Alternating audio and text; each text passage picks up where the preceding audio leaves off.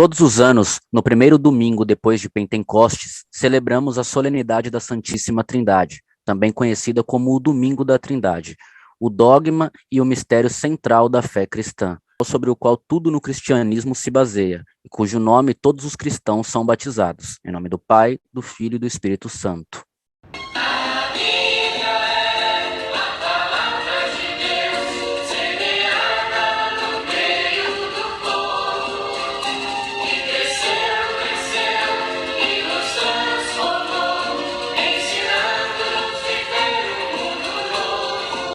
Olá, boa noite, bem-vindo à nossa reflexão dominical com os leigos. Aqui está comigo o nosso querido Marco e também mais um outro leigo, o Raoni.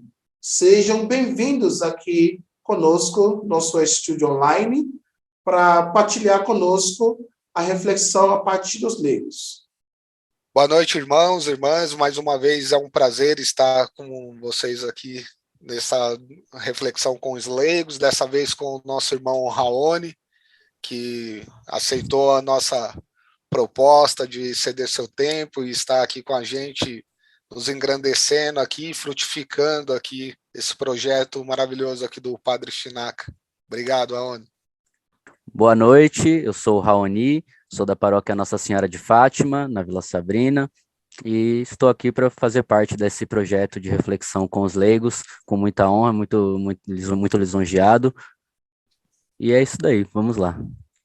E assim, irmãos e irmãs, como de nosso costume, vamos iniciar com uma oração breve, invocando o Espírito Santo sobre nós. Em nome do Pai, do Filho e do Espírito Santo. Amém. Amém. Vinde, Espírito Santo, enchei os corações dos vossos fiéis e acendei neles o fogo do vosso amor. Enviai o vosso Espírito e tudo será criado. E renovareis a face da terra. Em nome do Pai, do Filho e do Espírito Santo. Amém. Amém. Irmãos e irmãs, vamos escutar agora a leitura do Evangelho do dia.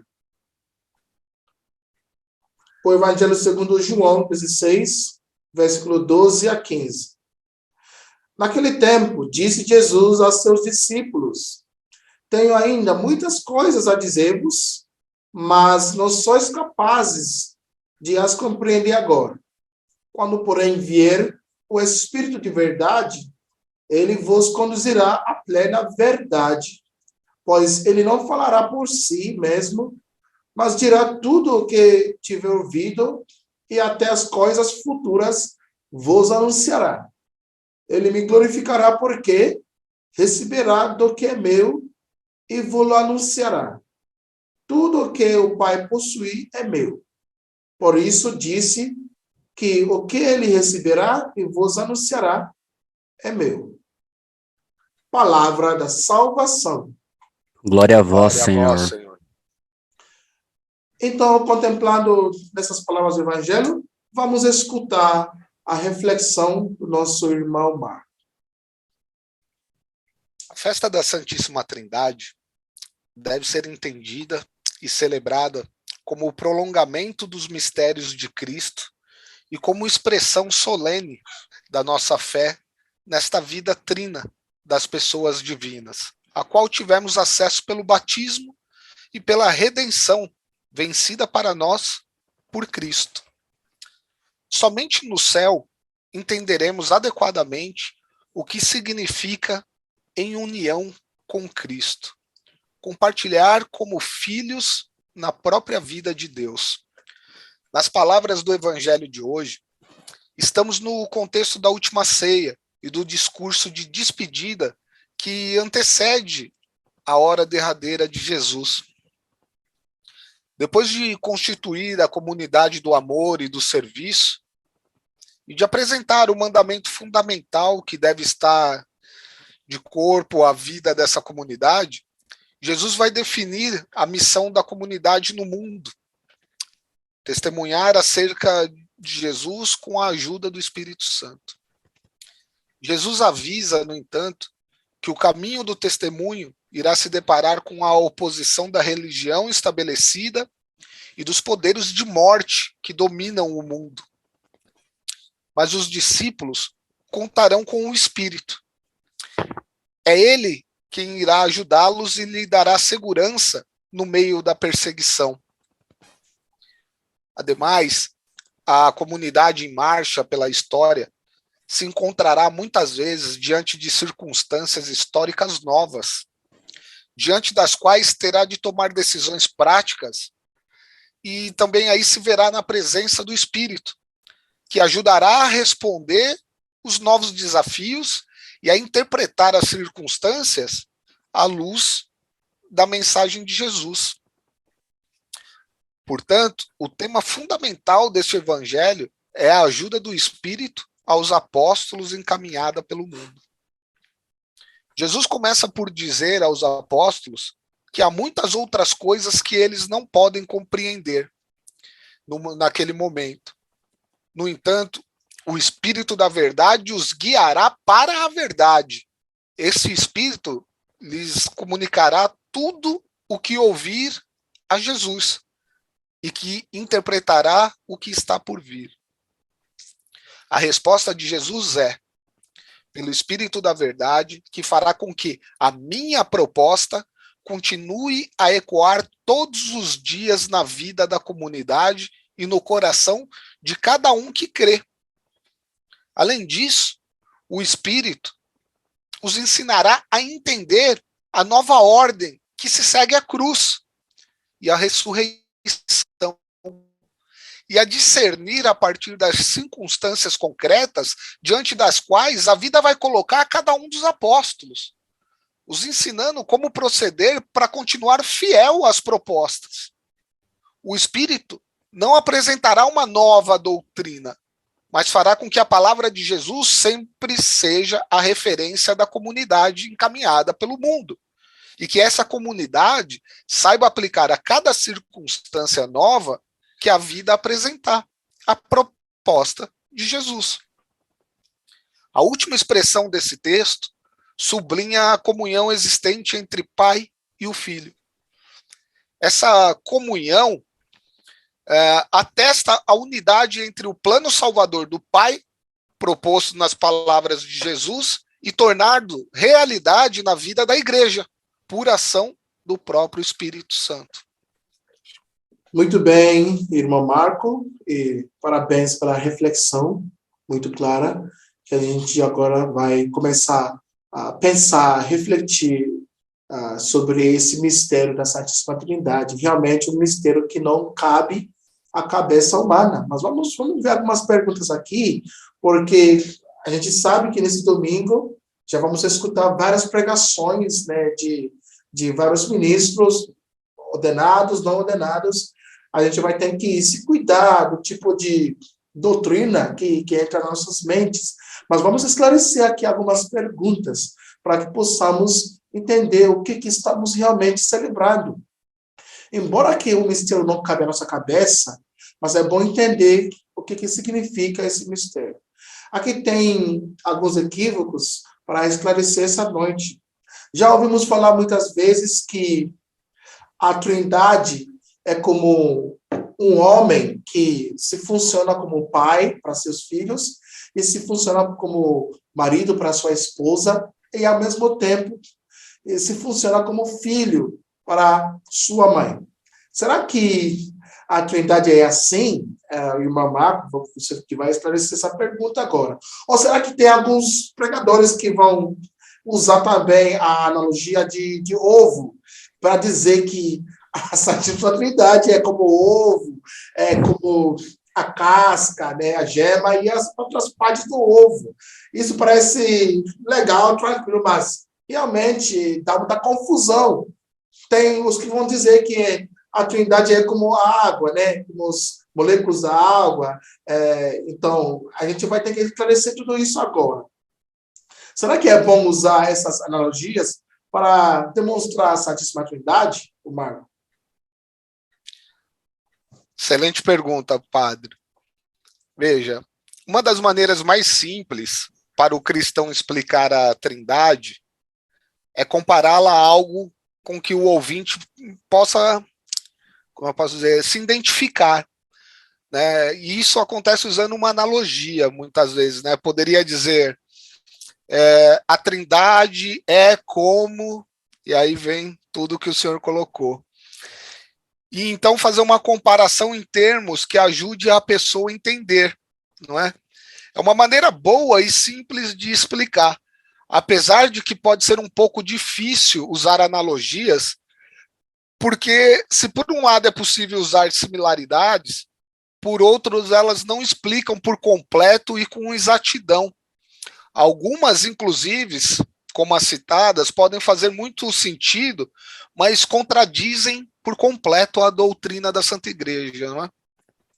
Eu, Marco, não gosto de usar analogias para explicar o conceito da Trindade, mas entendo quem faça uso delas. Né? No entanto, é bom também conhecer as falhas das diferentes analogias e estar atento ao explicar a doutrina. Um típico exemplo é o da Trindade e da água, que pode ser gelo no estado sólido, água no estado líquido e vapor no estado gasoso. Apesar da diferença, trata-se da mesma substância. Parece até uma boa comparação, mas a falha é evidente quando você vê que a água só pode estar nesses estados em um processo sequencial, não simultâneo. Uma outra analogia é a do ovo, que possui 3 partes, casca, gema e clara. Deus também é composto de 3 pessoas. Olha, ambas as analogias oferecem similaridades. No entanto, são falhas. A da água expressa modalismo. Em outras palavras, que as 3 pessoas da Trindade não são distintas, apenas diferentes manifestações de Deus. A analogia do ovo mostra 3 partes formando uma, porém nenhuma delas, individualmente, é a entidade completa, ou seja, o ovo. Mas no caso da Santíssima Trindade, cada pessoa, Pai, Filho e Espírito Santo, é Deus e possui a mesma essência. Né? Eu particularmente gosto muito da explicação do C.S. Lewis em seu livro Cristianismo Puro e Simples, ao falar sobre compreender a Trindade, ele coloca da seguinte forma, abre aspas, no nível do divino, existem personalidades mais unidas de maneiras inconcebíveis para nós que não estamos nesse mesmo nível. Na dimensão onde Deus habita, por assim dizer, existe um ser formado por 3 pessoas, mas que não deixa de ser único. Logicamente, não conseguimos sequer conceber algo assim. É como se fôssemos capazes de entender apenas 2 dimensões no espaço e nunca imaginar um cubo. Pensar na Santíssima Trindade como uma contradição, impossibilidade ou cálculos errados. 1 mais 1 mais 1 igual a 1. Equivale a achar que poderemos entender Deus da mesma forma que percebemos o ser humano e suas relações. Até um certo ponto, Deus é incompreensível mesmo. Afinal, trata-se do eterno Criador. Fecha aspas. Veja, a nossa mente é limitada mesmo para tentar entender a Trindade, né? Então, usar de analogias, muitas vezes você acaba criando situações onde você vai contrariar a própria doutrina. Então, não concordo muito em utilizá-las, tentar entender mesmo a doutrina, absorver esse Deus trino, é o que vai fazer a sua diferença em absorver isso e se contentar, como o próprio padre diz, né, com a sua humildade de que a inteligência humana realmente não é feita para tentar compreender a grandeza e a majestade de um Deus trino, uno, né, de uma forma que fôssemos totalmente adequados a entender. Muito legal. Olha aí, embora que seja com uma boa intenção de usar analogias para descrever a Santíssima Trindade, pelo amor de Deus, por favor, vamos parar de usar analogias, porque Deus realmente é maior do jeito que tentamos descrevê-lo. A Trindade é um mistério grandioso que vai além da compreensão humana, mas claro que tem as mensagens que devemos viver da Trindade. Santo Agostinho também tentou compreender esse mistério, mas ele não conseguiu. Então, é uma coisa clara, Deus, ou seja, a Trindade, não é como ovo, nem como água, nem como pai, filho e marido. Então, vamos entender esse Deus como três pessoas distintas, tá? Da mesma essência, três pessoas distintas, unidas, formando um só Deus. Três pessoas e um Deus, tá? Trindade. Muito bom, nosso irmão Marco. Agora tem outra pergunta que é muito importante para poder suportar essa doutrina da Santíssima Trindade. Eu vou tentar passar essa pergunta para você de novo, porque é uma pergunta que liga para a outra, tá? Já que você já começou a explicar agora a primeira pergunta, então, por favor, você esclareça aqui a segunda pergunta. O Pai é Deus, isso é bem entendido, e claro, todo mundo entende isso, que o Pai é Deus, tá? Como podemos agora demonstrar a divindade do Filho e do Espírito Santo? Porque tem alguns que vão dizer que Jesus não é Deus, que ele é apenas um filho, que o filho não é igual ao pai, né, sabe? Heresias. Exatamente. Então, que ele é apenas ele é mais um pouco, mas é Deus Pai maior que ele. Também tem gente que vão dizer que o Espírito Santo não é uma força de Deus, que não é a pessoa. Então, vamos tentar agora esclarecer esses equívocos, né? Para que as pessoas que nos assistem possam entender. Não, certamente, padre. Vou até dar uma polida aqui, ser até mais objetivo, porque a gente falou bastante disso, inclusive no nosso outro vídeo sobre Pentecostes, né? A gente falou bastante sobre as três pessoas, né? O Pai, o Filho e o Espírito Santo. Quem quiser dar uma olhada lá, a gente ficou bastante tempo falando sobre isso, né? Aqui a gente pode demonstrar a divindade do Filho e do Espírito Santo muito claramente por meio do estudo bíblico. O próprio estudo bíblico e da santa doutrina vai chegar a essas conclusões, né? Suas atividades geralmente são impossíveis de serem feitas por algum ser que não seja divino. Atividades como recriar em nós o estado original da criação, trabalhar em nós o sentido da transformação do nosso caráter, que exige conhecer nossos pensamentos, estar presente em todos os lugares ao mesmo tempo, conhecer nosso futuro, interceder por nós em nossas orações, trabalhar junto com o Pai em certos momentos especiais e assim por diante. Assim como o Pai, o Filho e o Espírito a todas as coisas perscruta, ou seja, são capazes de saberem tudo o que se passa em todos os lugares, inclusive em nossa mente e pensamentos. Somente Deus tem essa capacidade. 2, eles também conhecem até as profundezas do pensamento de Deus. Imagina se alguma outra criatura poderia ter tanto conhecimento. Logo, ele é onisciente. Jesus e o Espírito Santo possuem o conhecimento total. Ninguém ensinou o Espírito Santo. Logo, ele nunca aprendeu nada, né? Ou seja, ele sabe tudo desde sempre. Mais uma vez, isso é onisciência, saber de tudo, sobre tudo. O Filho e o Espírito Santo são onipresentes, eles estão em todos os lugares. Após Jesus ascender a seu magistério divino, né, se ele sair da sua limitação da carne, ele é onipresente.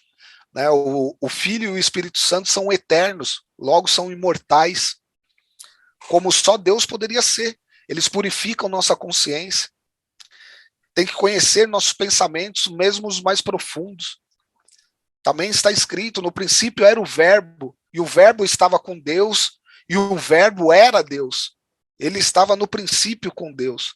Todas as coisas foram feitas por ele, e sem ele, nada do que foi feito se fez. Onipotência, o poder de se criar e se fazer absolutamente tudo.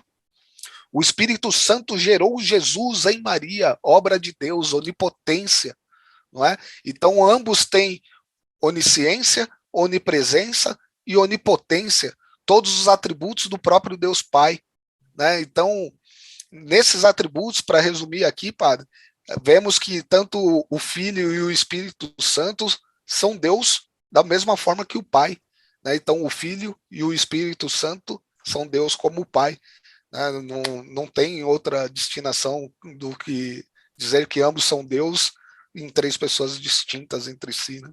É muito legal, irmão Marco, é bem claro a sua explicação. Então, irmãos e irmãs, que já vamos começar a entender isso. Jesus é Deus, sim, ele é pessoa, a pessoa divina, sim, ele é Deus que assumiu a natureza humana. Tem gente que às vezes pensa que Jesus é pessoa humana. Vamos entender essa realidade. Ele é pessoa divina, tá? E que ele assumiu a natureza humana quando ele entrou na nossa história, tá? O Paulo vai dizer na sua carta aos Filipenses, capítulo 2, versículo 6 a 11, que estava na condição divina e assumiu a nossa natureza humana. Então, Jesus tem duas naturezas, a natureza humana e a natureza divina, unidas numa só pessoa, unidas numa só pessoa. Isso que chamamos na área teológica a união hipotástica, né? Como é que chama mesmo, Marco? Então, é isso mesmo. Isso mesmo. Isso, união hipotástica. Então, é bem claro para entender. O Marco falou sobre a carta de São Paulo aos Coríntios, né? 1 Coríntios, capítulo 2, versículo 10, que esse Espírito Santo, ele penetra tudo, todas as coisas, até a profundeza de Deus, como a gente falou ultimamente. Então, ele citou isso e eu fico muito feliz de ouvir. E Paulo vai dizer também, na sua carta aos Colossenses, capítulo 2, versículo 9, que em Jesus Cristo existe toda a plenitude da divindade. Isso é bem claro. A gente não vai começar a debater tudo isso. Isso é muito claro para dizer que Jesus é a pessoa divina, que é Deus, e também o Espírito Santo, distinta de Jesus, que ele também é Deus. Isso é resolvido. E quando também entramos no 4º e 5º capítulo do Apocalipse, Jesus é adorado também no céu, igual a adoração do Pai, que ele também que é oferecido para ele, igual a adoração do Pai. Então vamos entender isso para as pessoas que começam a debater que Jesus não é Deus. Ele é Deus, o Espírito Santo é Deus. Aqui o nosso Raoni, vamos pegar uma pergunta para o nosso irmão, para ver se o nosso irmão possa esclarecer essa pergunta. A gente já estava falando bastante agora desses mistérios. Então vamos dar ao nosso irmão a oportunidade de também partilhar a sua experiência com essa pergunta. O Raoni, a Trindade não é uma doutrina para ser entendida, mas um relacionamento a ser vivido. Portanto, como podemos atualizar o relacionamento das três pessoas da Santíssima Trindade no nosso dia a dia? Bom, a resposta da pergunta está na própria pergunta, né? A Trindade, ela é o relacionamento de Deus um relacionamento eterno de Deus, né? É uma permuta de amor eterna de Deus, né? Pai, Filho e Espírito Santo. E principalmente a forma de nos relacionarmos com a Santíssima Trindade é primeiramente pela oração. Quando oramos não apenas para uma pessoa da Santíssima Trindade, mas para as três. O Raoni falou muito bem a questão da oração, tudo isso é muito importante. Eu vou acrescentar só com um twitterzinho aqui, né? Jesus nos disse o seguinte: eu não vou deixar vocês órfãos, né? Se Jesus prometeu nunca nos deixar órfãos, isso significa que temos um lar permanente. Pertencemos eternamente ao Pai como filhos de sua família celestial. Este é o mistério para o qual a Igreja nos convida mais profundamente na solenidade da Santíssima Trindade. Mas esta é a verdade também, é o dom que somos convidados a partilhar com todos aqueles que Deus nos confia na nossa vida cotidiana, não é? Amai-vos uns aos outros como eu vos amei. Todo coração humano anseia por seu lar eterno. E hoje convidamos a Trindade a estar mais em casa. Onde? em nossos corações, para torná-lo uma casa mais acolhedora para os outros, para que através do nosso sorriso, da nossa gentileza, nossa disponibilidade de coração, né, todos os que o Pai nos confia possam experimentar o amor, né? Esse que é o nosso lar eterno. É assim que a gente vai fazer com que a Santíssima Trindade seja participante real do nosso dia a dia. Não é, padre? Legal, muito bem. Você ainda acrescentou mais, né, nos pontos do Raoni, e muito tranquilo. Olha aí, irmãos e irmãs, chegamos ao fim da nossa reflexão dominical com os leigos, e agradecemos aqui os nossos dois irmãos, Raoni e Marco, pelas suas presenças aqui, a sua disponibilidade, a reflexão, a partilhar das suas experiências. Então, muito legal, muito obrigado, Marcos, muito obrigado, Raoni, e vamos ficar melhorando, né, no nosso dia a dia de chegar até Deus, né, conhecer a Deus completamente. Só vamos conhecer esse Deus que é misterioso, né, no último dia, quando estaremos lá no céu com Ele, tá? Então, muito obrigado, vocês que estão nos assistindo, pela paciência, pelo tempo, e obrigado particularmente para os nossos irmãos que partilharam as suas experiências conosco. Obrigado, Padre Chinaca, obrigado a todos aí que mandam mensagem aí, que colaboram aí com a gente, né? É um prazer estar aqui novamente, é muito gratificante fazer isso daqui com o Padre Chinaca, agora aqui com o Raoni, que foi mais um que já se apresentou aqui com a gente. Espero que continue frutificando e que isso traga ainda mais frutos aqui, que mais pessoas se interessem pela palavra, que continuem estudando, que continuem lendo a Bíblia, né? Dever de todo católico, hein, pessoal? Estudar, acompanhar sempre. Obrigado mais uma vez, foi um prazer. Espero estar de volta aqui mais vezes. Muito obrigado também, padre. Obrigado, Marco, pela reflexão aqui. E agradeço pela oportunidade, peço desculpas um pouco pela vergonha também, né? Mas agradeço imensamente aí. Espero que a gente possa estar aqui sempre fazendo esse trabalho excelente aí. Parabéns.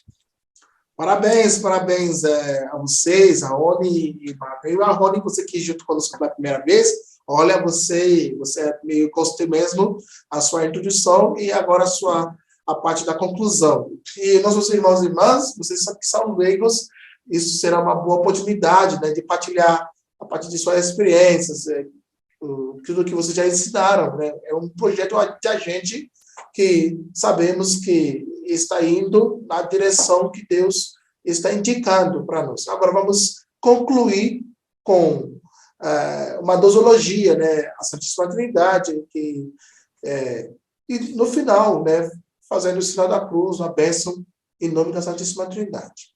Glória ao Pai, ao Filho e ao Espírito Santo. Como era no princípio, agora e sempre. Amém. Glória ao Pai, ao Filho e ao Espírito Santo. Como era no princípio, agora e sempre. Amém. Glória ao Pai, ao Filho e ao Espírito Santo. Como era no princípio, agora e sempre. Amém. O Senhor esteja convosco. Ele está no meio de nós. Abençoe-vos, Deus Todo-Poderoso, Pai e Filho e Espírito Santo. Amém. Amém.